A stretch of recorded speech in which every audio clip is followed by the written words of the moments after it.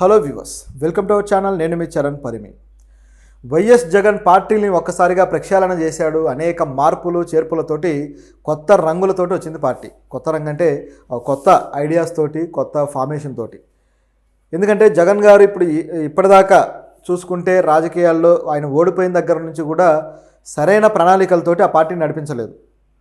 ఏదో ఒక అడుగు అటు ఒక ఇడుగు ఇటు ఏదో గందరగోళంగా వెళ్తూ వచ్చింది వైసీపీ పార్టీ ప్రస్థానం ఈ 3 నెలల పాటు. సో ఈ గందరగోళ పరిస్థితిని మొత్తానికి జగన్ అర్థం చేసుకున్నాడు. సో ఈ విధంగా వెళ్తే పార్టీకి ఇబ్బందే, ఖచ్చితంగా పార్టీ నుంచి స్పోక్ పర్సన్స్ని మనం ముందుకు తీసుకురావాలి, ప్రభుత్వాన్ని ఇంకాస్త ఇరకాటంలో పెట్టడానికి మనం చర్యలు చేపట్టాలి అని చెప్పేసి జగన్కి అర్థమైంది.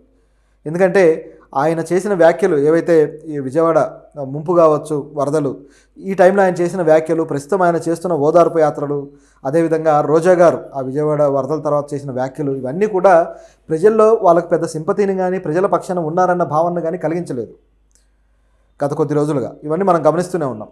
ఇప్పుడు కూడా వీళ్ళు జగన్ అలాగే ఆయన అనుచరులు మొత్తం అందరూ ఏకమయ్యారు. ఇప్పటిదాకా ఎవరి దారి వాళ్ళు అన్నట్టుండి ఇప్పుడు ఏకమయ్యారు. సో వీళ్ళు ముంపు ప్రాంతాలకు వెళ్ళి పరామర్శలు ఆల్రెడీ స్టార్ట్ చేశారు.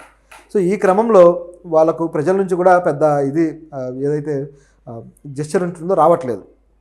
దాంతోపాటు మరోవైపు మీడియా నుంచి కూడా కొద్దిగా లైట్ తీసుకున్నట్టు అయింది. జగన్ పరామర్శిస్తున్నాడు అంటే ఆ వెయిట్ రావట్లేదు దానికి. సో ఇదంతా ఎందుకయ్యాయంటే సరైన టైంలో సరైన పద్ధతిలో స్పందించకుండా ప్రజల పక్షం నిలబడ్డామని చాటుకోలేకపోవడం అనేది ఈ పార్టీ చేసిన ఒక మిస్టేక్. సహాయక కార్యకలాపాల్లో ఎక్కడా పార్టీ లీడర్లు కానీ పార్టీ మాజీ మంత్రులు కానీ కనపడలేదు. ఎక్కడా కూడా వీళ్ళు విరాళాలు ప్రకటించి ఘనంగా ప్రజలకు మేము సేవ చేస్తామని ముందుకు రాలేదు. ప్రభుత్వంలో ఉన్న వ్యక్తులు కూడా విరాళాలు ప్రకటించారు. పవన్ కళ్యాణ్ గారు 6 కోట్ల దాకా ప్రకటించారు. సో ఈ పరిస్థితుల్లో ఈ పార్టీ వైసీపీ పార్టీ పూర్తిగా ప్రజల పక్షాన లేదు అన్నట్టుగా ఈ వరదలనేవి కూడా ప్రూవ్ చేశాయి. పైగా ఆయన చేస్తున్న విమర్శలు కూడా ముందస్తు చర్యలు తీసుకోలేదనో లేకపోతే రెడ్ అలర్ట్ ప్రకటించలేదనో ఇటువంటి విమర్శలు ఏవీ లేకుండా డైరెక్ట్గా చంద్రబాబు గారి నివాసాన్ని కాపాడుకోవడానికి ఈ వరదలు తీసుకొచ్చాడన్నట్టుగా వాదించడం అనేది అందరూ నవ్వుకున్నారు. అది ఏమాత్రం లాజికల్గా కనపడలేదు. కొద్దో గొప్ప తెలివితేటలున్న వాళ్ళు ఎవరైనా ఆలోచిస్తారు ఇది సరైంది కాదు అని. సో ఇదంతా గమనించి చూసినప్పుడు వైసీపీ పార్టీ ఈ వరదల్ని సరిగ్గా క్యాష్ చేసుకోలేకపోయింది, సరిగ్గా ఆ విషయంలో రియాక్ట్ అయ్యి ప్రజల మద్దతు కూడగట్టుకోలేకపోయింది అనేది ఇక్కడ క్లియర్గా కనపడింది. దాంతోపాటు గత ప్రభుత్వంలో చేసిన తప్పులు కూడా వాళ్ళు ఎప్పుడైతే ప్రభుత్వం నిర్వహించారో ఆ టైంలో అనేక తప్పులు చేసుకుంటూ వచ్చారు కదా, అందులో అనేక మంది అరెస్టులు, అలాగే కేసులు పడ్డాలు, వాళ్ళు పారిపోవడాలు, దాక్కోవడాలు, మళ్ళీ లాక్కొచ్చి అరెస్ట్ చేయడాలు ఇవన్నీ జరుగుతూ వచ్చాయి. ఇప్పుడు నందిగం సురేష్ గారిని 2 రోజుల క్రితమే కలిసి బయటకు వచ్చిన తర్వాత నా అభిమానులు నన్ను ఏమన్నా అంటే కోపం రాదా, 4 రాళ్ళు వేస్తారు కోపంతో, తప్పేంటి అని చెప్పేసి ఒక చట్ట వ్యతిరేకమైన వ్యాఖ్యలు చేశారు జగన్. అంటే ఆయన్ని తిడితే మీ ఇళ్ల మీదకి వచ్చి దాడులు చేస్తారు, నాశనం చేస్తారు అని చెప్పేసి డైరెక్ట్గా అభిమానులకు హింట్ ఇస్తున్నాడు. అలాగే చట్టాన్ని మేము లెక్క చేయమనే హింట్ కూడా ఇస్తున్నాడు. ఇంత దుర్మార్గమైన డైలాగులు ఒక సీఎంగా ఉండి పరిపాలన చేసిన వ్యక్తి, ఒక మాజీ సీఎం మాట్లాడుతున్నాడని ఎవ్వరూ ఎక్స్పెక్ట్ చేయరు. చాలా దుర్మార్గమైన మాట అది. చట్టాన్ని మేము ఏ విధంగా వాడుకుంటామని చెప్పే మాట లేదు. పైగా దాంతో భాగంగా రెడ్ బుక్లు మేము కూడా మెయింటైన్ చేస్తాము, భవిష్యత్తులో మేము కూడా రెడ్ బుక్కులతోటి యాక్షన్ తీసుకుంటామని చెప్పడం అనేది కక్షపూరిత దుర్మార్గ రాజకీయాలకు ఒక ఉదాహరణ.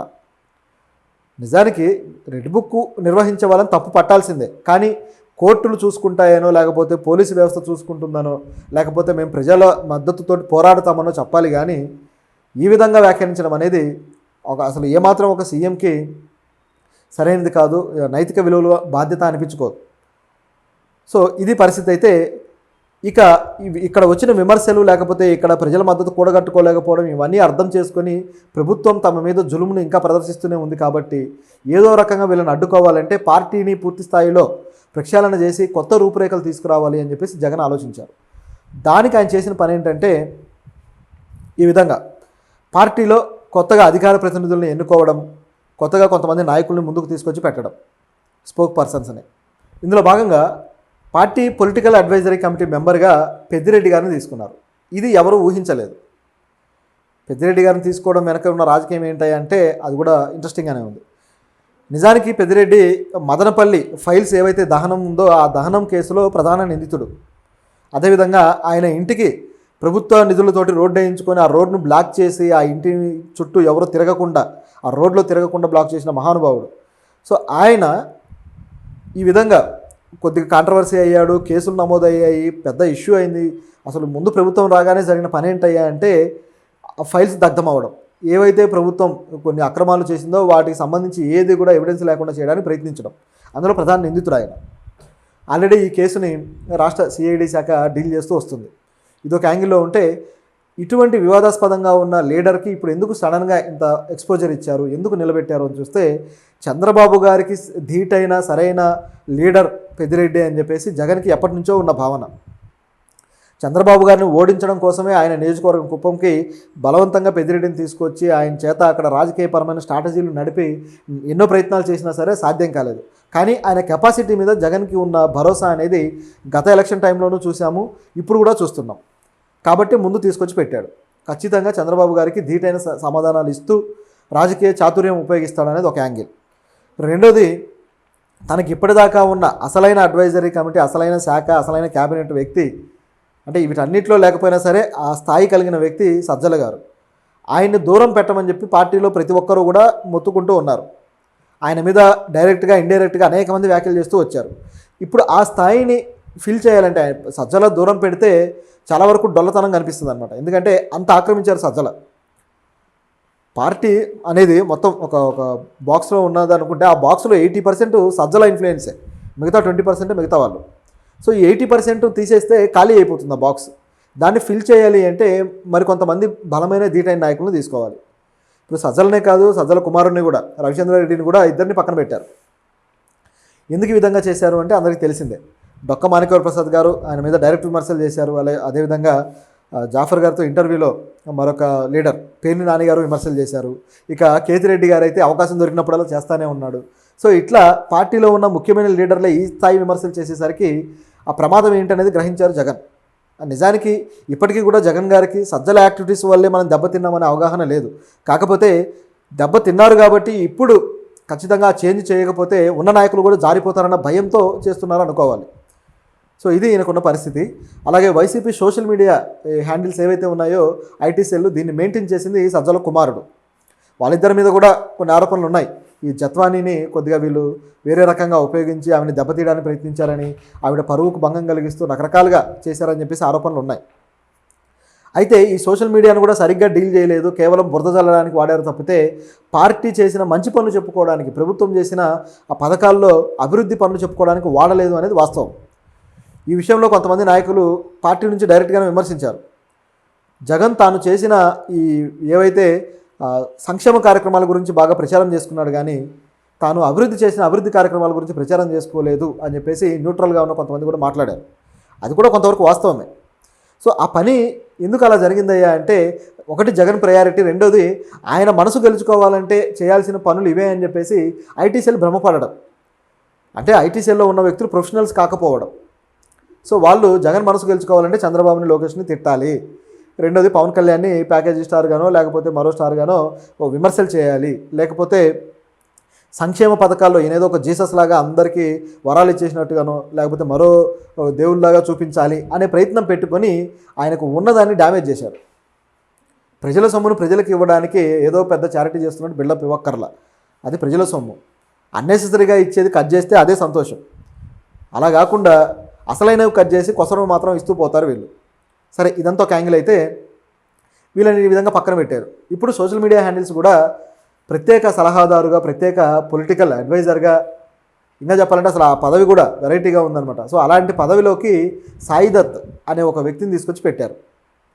ఆ వ్యక్తి చంద్రబాబు గారి దగ్గర, లోకేష్ గారి దగ్గర వాళ్ళకు స్ట్రాటజిస్ట్గా పనిచేసిన వ్యక్తి. ఇప్పుడు పొలిటికల్ స్ట్రాటజిస్ట్గా వైసీపీ దగ్గరకు వచ్చారు. ఈయన ఇప్పుడు ఏం చేయబోతున్నారు అనేది ఇప్పుడు ఉన్న క్వశ్చన్. కాబట్టే వీళ్ళందరినీ దూరం పెట్టడానికి ఆస్కారం దొరికింది. బహుశా ఈ దూరం పెట్టడంలో స్ట్రాటజిస్టు ఐడియాస్ కూడా ఉండి ఉండాలి. నిజానికి జగనే సగం స్ట్రాటజిస్ట్గా నడిపిస్తున్నాడు. ఈ సాయి దత్ కూడా తన యాక్టివిటీస్ మరి పూర్తి స్థాయిలో మొదలెట్టారో లేదో కూడా మనం అప్పుడే అంచనాకు రాలేం. కాకపోతే పార్టీ కొత్త రూపు తీసుకుంటుందన్న దానికి ఇదంతా ఒక ఉదాహరణ. ఇదే కాకుండా శ్యామల గారికి, అలాగే రోజా గారికి, మిగతా అందరికీ కూడా తగిన ప్రాధాన్యత ఇస్తూ వచ్చారు. రోజా అంటే ఆల్రెడీ స్పోక్ పర్సన్గా ఉన్నారు. పార్టీ తరపు నుంచి పెద్ద స్థాయి నాయకులను విమర్శించే వాళ్ళలో రోజా కూడా ఒకరు. అయితే ఇప్పుడు శ్యామల గారికి కూడా ఆ పదవి వచ్చింది. పార్టీ అధికార ప్రతినిధులుగా కొంతమందిని ప్రకటిస్తే వాళ్ళలో ఇవి ఉన్నారన్నమాట. శ్యామల గారు, అదేవిధంగా రోజా గారు, అదేవిధంగా భూమన కరుణాకర్ రెడ్డి, జూపూడి ప్రభాకర్, వీళ్ళు ఉన్నారు. సో వీళ్ళంతా ఇప్పుడు ఇంకాస్త గట్టిగా వాయిస్ వినిపించబోతున్నారు అంతే. అయితే శ్యామల గారికి ఒక సమస్య వచ్చి పడుద్ది ఇప్పుడు. అంటే మనం ఓవరాల్గా చూసుకుంటే రోజా గారు ఏ విధంగా అయితే పవన్ కళ్యాణ్ గారిని చిరంజీవి గారిని కూడా కలిపి, ఎందుకంటే చిరంజీవి గారు రాజకీయాల్లో లేకపోయినా ఆవిడ నోరు బారేసుకున్నారు, ఆ విధంగా విమర్శించారు. ఇదే పద్ధతిలో ఇప్పుడు శ్యామల గారిని కూడా విమర్శించమని ఆదేశాలు వస్తాయి. సో ఆవిడ కూడా విమర్శించాల్సిన పరిస్థితి ఉంటుంది. ఆవిడ గతంలోనే విమర్శించినప్పుడు ఆవిడ మీద యాంకర్గా ఉండి ఆవిడ కొన్ని తప్పుడు పనులు చేశారన్నట్టుగా సోషల్ మీడియాలో ఒక ప్రాపగాండా నడిచింది. అలాగే ఆవిడ సినిమాల్లో చేసిన కొన్ని విజువల్స్ కట్ చేసి ఆవిడ మీద కాస్త కొద్దిగా అభ్యంతరకరమైన ప్రాపగాండా చేశారు. అది కరెక్ట్ కాదు. రాజకీయాల్లో ఉండే మహిళలకి వాళ్ళకి మనం విలువ ఇవ్వాలి, వాళ్ళని గౌరవించాలి.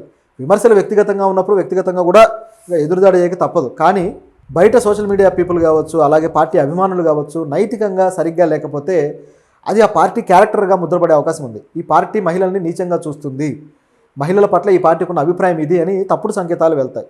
కాబట్టి మహిళలు రాజకీయాల్లోకి రావడము, వాళ్ళందరూ నెగ్గడమే చాలా గొప్ప విషయం. ఇప్పటికీ కూడా ఏదైతే రిజర్వేషన్ కొద్దిగా ఉందో ఆ కొద్దిగా రిజర్వేషన్లోనే వీళ్ళు పోరాడుతూ వస్తున్నారు. ఇప్పటికీ చట్టసభల్లో 33% రిజర్వేషన్ అనేది లేకుండా పోయింది. 50-50 అంటారు కానీ 33కే గతి లేదు. సో ఇలాంటి పొజిషన్లో వాళ్ళని మరింతగా హ్యూమిలియేషన్కి గురి చేసి మరింత అవమానపరిచి చేయడం అనేది అత్యంత నీచ రాజకీయాలకు ఇది ఒక ఉదాహరణ. ఈ రాజకీయాలన్నీ కూడా ఆంధ్రప్రదేశ్లో ఎక్కువ జరుగుతున్నాయి. జాతీయ స్థాయిలో ఏ రాష్ట్రంలోనూ ఇంత నీచమైన రాజకీయ ప్రాపగండ అనేది లేదు, అది మహిళల మీద. సో ఇది ఒక యాంగిల్ అయితే సరే, వీళ్ళు పెట్టడం జరిగింది. ఇప్పుడు వీళ్ళు ఏం మాట్లాడతారు అనేది కొద్దిగా ఆసక్తికరమైన విషయం. ఇకపోతే మీడియా ఛానళ్ళలో మాట్లాడడానికి, మీడియా ఛానళ్ళలో స్పీచ్లు ఇవ్వడానికి విడుదల చేశారు వైసీపీ నాయకులు. సో ఇందులో గమనించి చూస్తే గతంలో ఉన్న నాయకులు ఉన్నారు, కొత్త నాయకులు కూడా ఉన్నారు. సో గతంలో అయితే మరీ దారుణంగా నోరు బారేసుకున్న వాళ్ళు ఉన్నారు. పేర్ని నాని కావచ్చు, అదేవిధంగా కొడాలి నాని కావచ్చు, వీళ్ళంతా, ఇక అనిల్ కుమార్ యాదవ్, సో వీళ్ళంతా ఉన్నారు. అయితే ఇప్పుడు చూసుకుంటే ముఖ్యమైన నాయకులే ఉన్నారు. సో వీళ్ళు ఏ విధంగా విమర్శించబోతున్నారు అనేది ఇప్పుడు ఆసక్తికరంగా ఉంది. అయితే ఈ విమర్శలు గతంలో లాగా పనిగట్టుకొని పర్సనల్ క్యారెక్టర్ అసాసినేషన్ ఈ విధంగా కాకుండా కన్స్ట్రక్టివ్గా ప్రభుత్వ చర్యల మీద, డెవలప్మెంట్లో వచ్చిన లోపాల మీద, అవినీతి మీద ప్రత్యేకమైన విమర్శలు ఉంటే బాగుంటుంది. దీనికి వాళ్ళకున్న సోర్సెస్ ఉపయోగించి కొద్దిగా ఎవిడెన్సెస్ కూడా ముందు పెడితే ఇంకా బాగుంటుంది. అంటే గాలివాటం విమర్శలు కాకుండా మీడియా ఉంది, ఇన్వెస్టిగేటివ్ జర్నలిజం ఉంది వాళ్ళకి. సో అటువంటి ప్రయత్నాలు కూడా చేయొచ్చు. ఇన్వెస్టిగేటివ్ జర్నలిజాన్ని ప్రభుత్వం చేసే తప్పుల కోసమో లేకపోతే వీటి కోసం వాడకుండా నాయకుల రాసలీలలు, వాళ్ళ బెడ్రూమ్లో కెమెరాలు వీటికి వాడుతున్నారనమాట. సో అంత దారుణమైన పరిస్థితికి వెళ్ళింది మనం. పైగా అదే కాంట్రవర్సీ న్యూస్ మనకి.